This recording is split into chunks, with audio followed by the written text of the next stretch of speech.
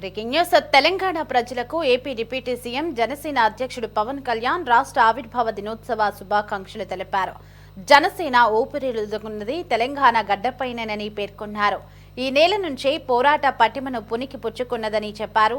తెలంగాణ సమున్నతంగా అభివృద్ధి చెందాలని ఆకాంక్షిస్తున్నట్లు తెలిపారు. ఈ రోజు సాయంత్రం 4:30 గంటలకు జూబ్లీహిల్స్ లోని తన నివాసంలో మీడియాను ఉద్దేశించి మాట్లాడుతానని, పోలీసులు అందుకు అనుమతి ఇస్తారని ఆశిస్తున్నట్లు ఎక్స్ వేదికగా పవన్ పోస్ట్ చేశారు.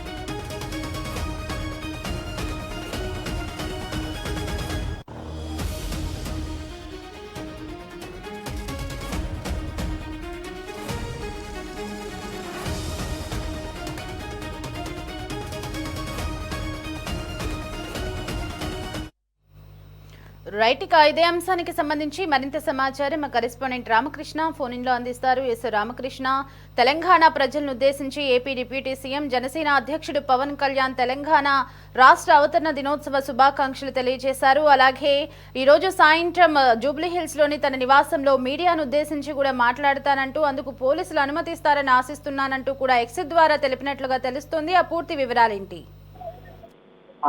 దేవి, హైదరాబాద్ లో జనసేన పార్టీ అధినేత ఆంధ్రప్రదేశ్ ఉప ముఖ్యమంత్రి పవన్ కళ్యాణ్ సంబంధించి తెలంగాణ నవనిర్మాణ సంకల్ప సభ చుట్టూ ప్రస్తుతం తీవ్ర రాజకీయ చర్చ కొనసాగుతోంది. తెలంగాణ రాష్ట్ర ఆవిర్భావ దినోత్సవం రోజున గచ్చిబౌలిలో ఉన్నటువంటి సంధ్యా కన్వెన్షన్ లో ఈ సభను నిర్వహించేందుకు జనసేన భారీ ఏర్పాట్లు చేసింది. అయితే సైబరాబాద్ పోలీసులు మాత్రం ఈ సభ నిర్వహణకు అనుమతి నిరాకరించడంతో ప్రస్తుతం ఈ వివాదం రాజకీయ రంగు పులుముకుంది. పోలీసుల ప్రకారం ఈ సభ నిర్వహించాలనుకున్నటువంటి ప్రాంగణంలో తగినటువంటి పార్కింగ్ సదుపాయం లేకపోవటం, అలాగే ఆ స్థలం వివాదాస్పదంగా ఉండటం, రాష్ట్ర ఆవిర్భావ వేడుకల నేపథ్యంలో భారీ సంఖ్యలో ప్రజలు తరలివచ్చే అవకాశం ఉండటంతో శాంతి భద్రతల సమస్యలు తలెత్తవచ్చున్నటువంటి భావించి అక్కడ తెలంగాణ పోలీసులు అనుమతి నిరాకరించారు. ప్రజల భద్రతే తమ ప్రధాన బాధ్యతని అక్కడ ఉన్నటువంటి పోలీసు అధికారులు స్పష్టం చేయడం జరిగింది. అయితే పోలీసుల నిర్ణయాన్ని జనసేన పార్టీ తీవ్రంగా తప్పుపట్టింది. ఇది బహిరంగ సభ కాదని, కేవలం పార్టీ కార్యకర్తలు నాయకులతో నిర్వహించే అంతర్గత సమావేశం మాత్రమేనని జనసేన పార్టీ పేర్కొంది.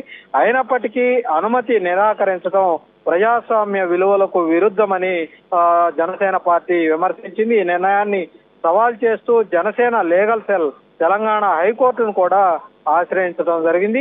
ఈ పరిణామం రాజకీయ వర్గాల్లో ప్రస్తుతం చర్చనీయాంశంగా మారింది. అధికార కాంగ్రెస్ నేతలు పవన్ కళ్యాణ్ గతంలో తెలంగాణ ఏర్పాటును వ్యతిరేకించారని, ఇప్పుడు తెలంగాణలో రాజకీయ కార్యక్రమాలు నిర్వహించడం వెనుక రాజకీయ ప్రయోజనాలే ఉన్నాయని కూడా ఆరోపించినటువంటి పరిస్థితి ఉంది. తెలంగాణ ప్రజలకు ముందుగా క్షమాపణ చెప్పాలని కూడా కొందరు కాంగ్రెస్ నేతలు డిమాండ్ చేశారు. మరోవైపు బీఆర్ఎస్ నాయకులు కూడా ఈ సభ మీద అభ్యంతరాలు వ్యక్తం చేశారు. తెలంగాణ భావోద్వేగాలను దెబ్బతీసే విధంగా వ్యవహరించవద్దని కూడా బీఆర్ఎస్ నేతలు సూచించారు. తెలంగాణ ఆవిర్భావ దినోత్సవాన్ని రాజకీయ వేదికగా మార్చే ప్రయత్నాలు చేయరాదని కూడా స్పష్టం చేశారు. ఈ విమర్శలకు జనసేన నేతలు గట్టిగా సమాధానం ఇస్తా ఉన్నారు. పార్టీ ప్రధాన కార్యదర్శి నాగబాబుతో సహా పలువురు నేతలు దీని మీద స్పందించారు.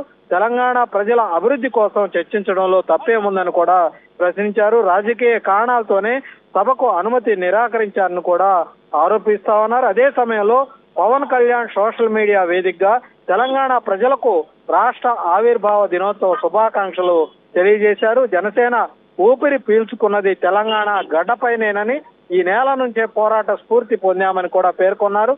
తెలంగాణ అన్ని రంగాల్లో అభివృద్ధి సాధించాలని కూడా ఆయన తన ప్రకటన ద్వారా ఆకాంక్షించారు. అలాగే ఈ రోజు సాయంత్రం జూబ్లీహిల్స్ లో తన నివాసంలో మీడియా సమావేశం ఏర్పాటు చేసి మాట్లాడబోతున్నట్లుగా కూడా ప్రకటించారు. పోలీసులు అనుమతి ఇస్తారనే ఆశాభావాన్ని వ్యక్తం చేసి, దీంతో పవన్ కళ్యాణ్ ఎలాంటి వ్యాఖ్యలు చేస్తారు, సాయంత్రం మీడియా సమావేశం ముఖ్యంగా ఆయన ఏం చెప్పదలుచుకున్నారో, ఆయన రాజకీయ వైఖరి ఏంటనేది ప్రస్తుతం అయితే ఆసక్తికరంగా మారింది. ప్రస్తుతం ఈ వ్యవహారం కేవలం ఒక సభ అనుమతి నిరాకరణ అంశంగా మాత్రమే కాకుండా